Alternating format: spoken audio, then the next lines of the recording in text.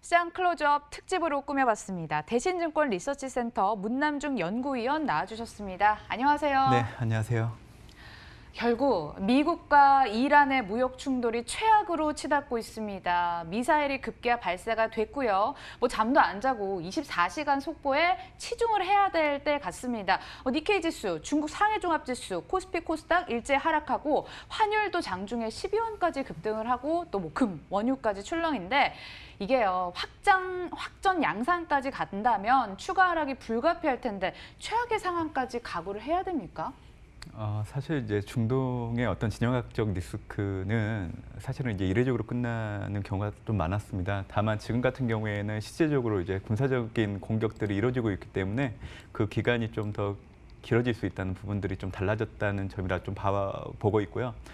사실은 미국과 이란 간의 긴장 구조가 얼마나 충격을 줄지에 대해서는 예단할 수는 없지만 분명한 거는 글로벌 금융시장의 불확실성을 높일 거라는 점입니다. 미국과 이란의 대치 상황이 얼마나 지속될 것인지에 대한 부분들은 아마 이란의 대응 태도에 달려 있다고 그렇게 좀 보고 있는데요.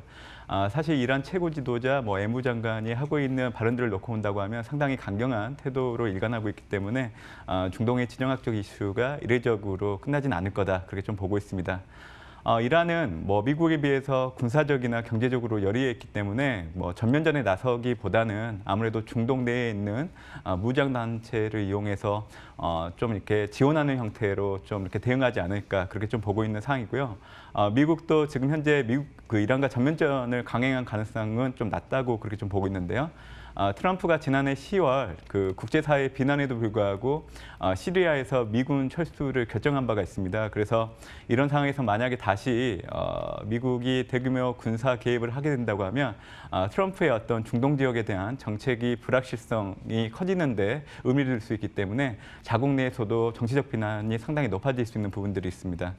그리고 또 하나는 사실 이거는 이란의 문제로 끝나는 건 아니고요. 이라크나 시리아, 레바논 같이 어떻게 보면 그 범시아파와의 어떤 전면전을 또 생각해 볼 수 있는 부분들이 있기 때문에 미국 입장에서는 미국 대 이란이 아닌 어떤 미국과 범중동 지역의 어떤 군사 충돌에 대해서까지 예상하진 않을 걸로 그렇게 예상을 하고 있습니다. 결국 단기적으로 어떤 그 중동 지역에 리스크가 커질 수 있는 부분들은 있는데 결국 이란은 국지전을 선택할 가능성이 높고 또 미국 같은 경우에도 경제적 어떤 군사적 부담까지 높이면서 전면전을 시행할 가능성이 낮다고 보고 있기 때문에 과거 우리가 이제 중동 리스크가 커졌을 때 일반적으로 유가는 거의 9% 가까이 오르면서 변동성이 커진 부분. 다만 이 금융시장 같은 경우에는 점진적으로 좀 이런 중동 리스크하고의 별개로 좀 움직였던 부분들을 좀 염두에 두실 필요가 있다고 보고 있습니다. 다행히도 전면전까지 비화될 가능성은 낮다고 말씀해 주시네요. 그런데 우리가 잊고 있었던 게 있었죠. 미국과 이란과의 갈등 속에서 우리가 잊고 있었던 게 미중 무역 합의가 될 것 같습니다. 15일에 계획이 돼 있습니다. 이번 1단계 합의 서명에도 이란 위기가 돌발 변수로 작용할 예상입니다. 미국이 발표한 서명식 일정에 중국이 일주일째 답변을 내놓지 않고 있는데 좀 찜찜해요. 막판에 이상 기류가 생긴 건가요? 지난 2년 동안 G2 간의 무역 협정 흐름들을 놓고 온다고 하면 막판에 좀 노이즈가 있었던 부분들은 같은 패턴이었기 때문에 아마 이번에도 이제 양국 간의 어떤 조그만 이익을 더 갖고 가기 위한 어떤 정치적인 스탠스 정도로 이해를 해주시면 될 것 같고요. 일단 예기치 않은 중동 악재로 인해서 위험자산 선호 심리가 좀 위축되고는 있지만 1월 15일을 앞두고 이제 미중 간의 어떤 무역 합의안 서명을 앞두고는 글로벌 증시의 하방 정직성을 높이는 역할을 하지 않을까 그렇게 좀 보고 있습니다.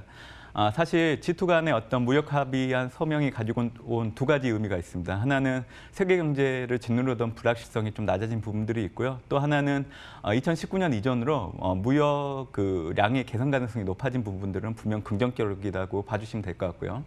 그리고 이제 올해 같은 경우에는 이제 미국 대선이 있습니다. 트럼프는 재선을 해야 되기 때문에 아마 올해 한 해는 미국 경제의 어떤 견고한 흐름들에 집중을 해야 되기 때문에 중국과의 관계에 있어서는 2019년 하반기에 나타났던 수준에서 안급 조절을 할 가능성이 높아서 올해 이제 G2 간의 어떤 관계들은 글로벌 증시에 우호적으로 작용할 수 있다 그렇게 좀 보고 있습니다.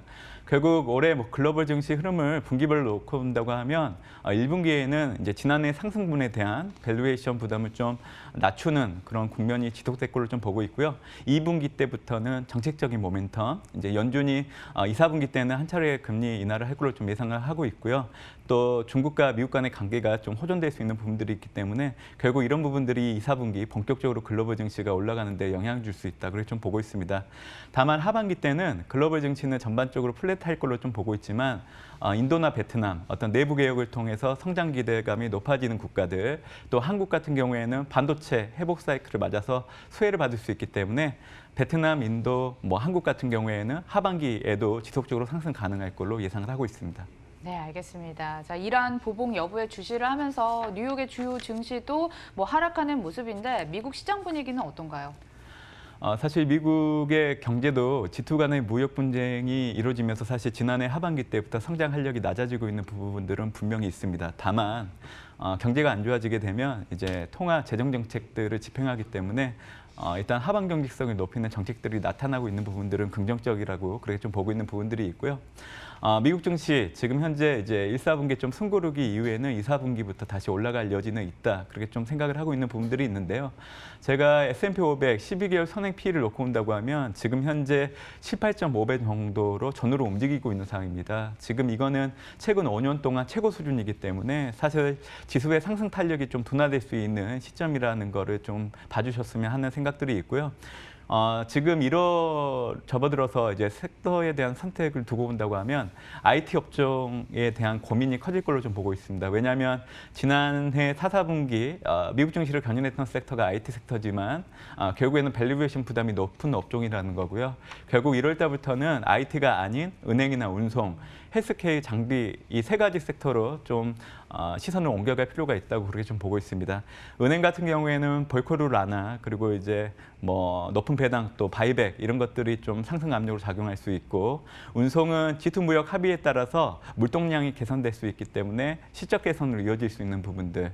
헬스케어 장비 같은 경우에는 지금 현재 어떤 의료기기 패러다임이 바뀌고 있고 고성장할 수 있는 그런 산업 사이클이 도래하고 있기 때문에 이 세 가지 업종을 중심으로 봐야 된다. 그렇게 생각을 하고 있는 상황입니다. 주도군이었던 IT에서 운송이라든지 헬스케어, 은행 업종으로 갈아탈 필요가 있다. 미국 증시 내에서 이렇게 말씀해 주셨습니다. 중국 증시도 이야기해 보도록 하겠습니다. 중국 시장 전체적으로 좀 확장해서 이야기해 볼 필요가 있을 것 같은데 새해 벽두부터 경제 안정에 초점을 맞추면서 경기 부양책을 쏟아내고 있습니다. 먼저 신호탄으로는 지난 6일 은행의 지급 준비율 인하로 신호탄을 울렸고요.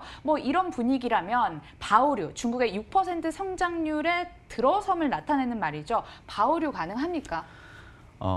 사실 올해 중국 경제를 놓고 봤을 때 증시를 놓고 본다고 하면 앞으로 좀 경제가 좋아질 거라는 생각이 들 수가 있을 것 같아요. 다만 G2 간의 어떤 무역 분쟁 불확실성이 좀 낮아진 부분들이 좀 이런 부분들의 바탕이 되고 있다 그렇게 좀 보고 있는데요.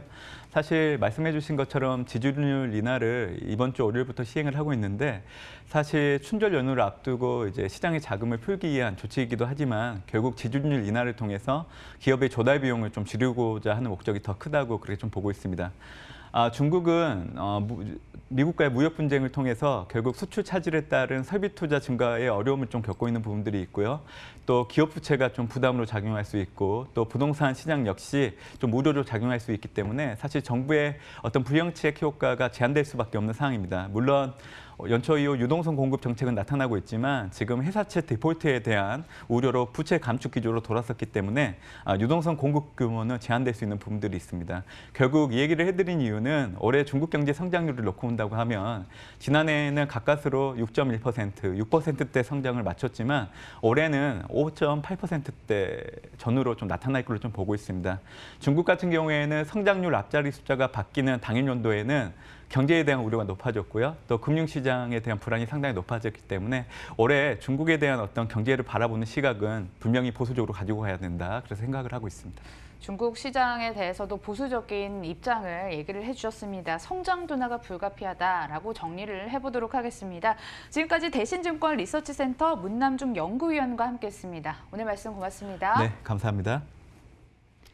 다시 낙폭이 커지고 있는 코스닥 시장 살펴집니다. 별탈 없이, 별 무리 없이 시장이 마감됐으면 좋겠는데 투자자 여러분들도 리스크 관리 힘쓰시면서 오늘 시장 마감 잘 하시길 바라겠습니다. 내일 다시 찾아뵙도록 하겠습니다. 시청해주신 여러분 고맙습니다.